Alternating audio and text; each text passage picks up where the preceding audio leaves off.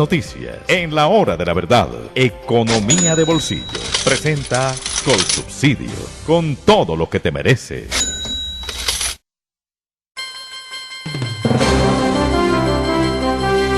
Doctor Álvaro Cámara, muy buenos días.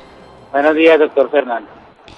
O mucho nos equivocamos, o hay un ambiente optimista en la economía más desarrollada del mundo, la de los Estados Unidos, y eso contrasta con un sentido pesimista que tienen los colombianos de la economía, según dicen las encuestas.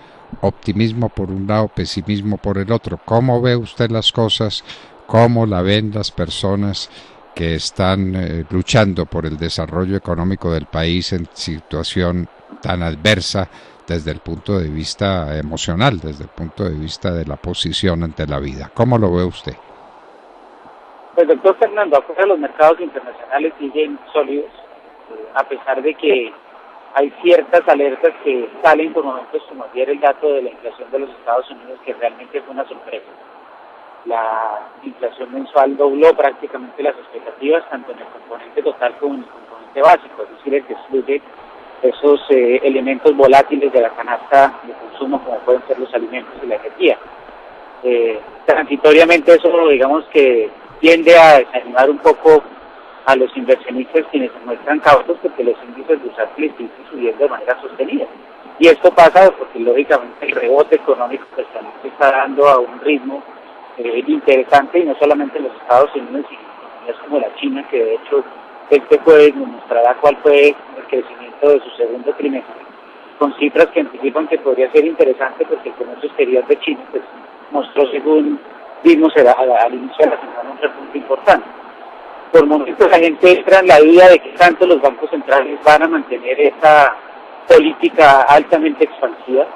Ya hay algunos, como el Banco de Nueva Zelanda, que empezó a recortar esa compra de bonos, esa inyección de liquidez a la economía, porque considera que ya se está dando un rebote que puede sostenerse solito, y que el exceso de liquidez podría llevar a ese fenómeno que es la inflación que tanto preocupa.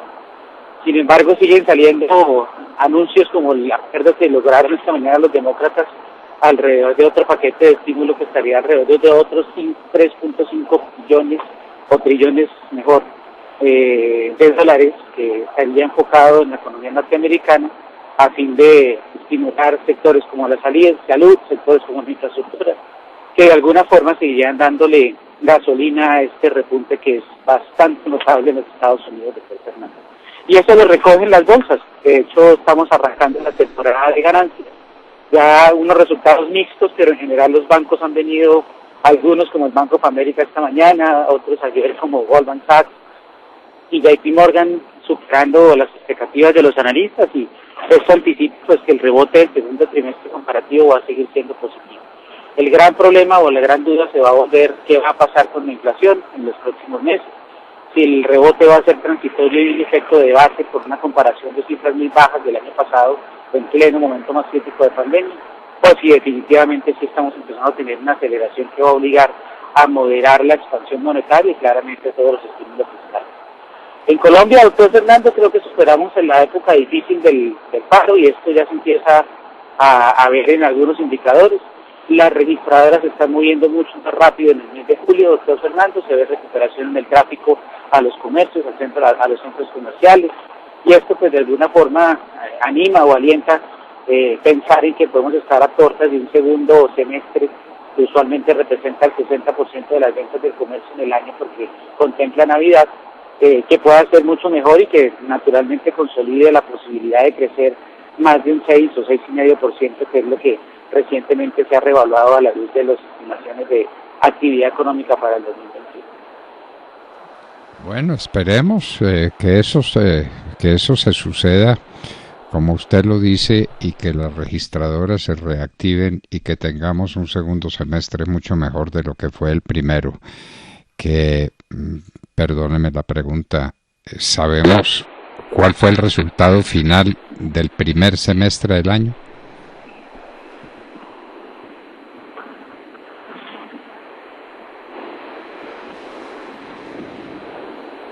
Doctor Fernando, ¿lo permite?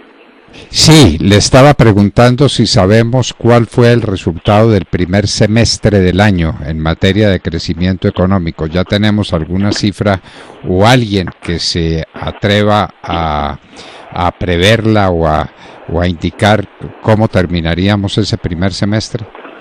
Es probable que tengamos un buen número, doctor Fernando, pero más que todo basado en el efecto base del año pasado.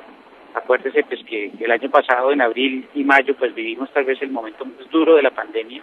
Luego este año, cuando nos comparemos, va a haber un rebote en el segundo trimestre importante, que no obstante, acuérdese que tuvimos el problema del paro, más la tercera ola de la pandemia, etcétera. Luego, sobre esa base es probable que tengamos un primer semestre alrededor de un 7% de crecimiento, pero más que por un rebote sostenido, por un efecto de comparación de base muy profundo pues contra el año pasado. Pero estaría muy en línea, doctor Fernando, en pensar en que este año sí podemos crecer de un 6,5% o alrededor de esa cifra cerrando el 2021, recuperándonos a duras penas, lógico, para lo que estábamos viendo antes de pandemia en el año 2019 y todavía hasta ahora recomponiendo un poco la situación para empezar a mejorar versus el peor año de la historia pues que ha vivido Colombia y muchas economías en el mundo. Doctor Cámaro, viene la parte pues más oscura y difícil de estos momentos que corren, que es la que se refiere a la reforma tributaria.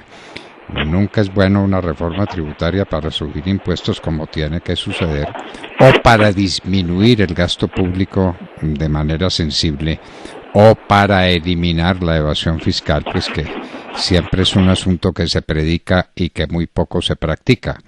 ¿Cómo ve usted el impacto que eso tenga en los que van a pagar la reforma tributaria, según dice el gobierno, que son los más pudientes, es decir, las empresas? Bueno, parece que nos quedamos sin el doctor Cámaro en estos momentos cuando estábamos preguntándole cuál sería este efecto de la reforma tributaria. Ya habrá ocasión de hacerlo. Era el doctor Álvaro Cámaro, eran los indicadores económicos que les damos a ustedes gracias a Colsubsidio.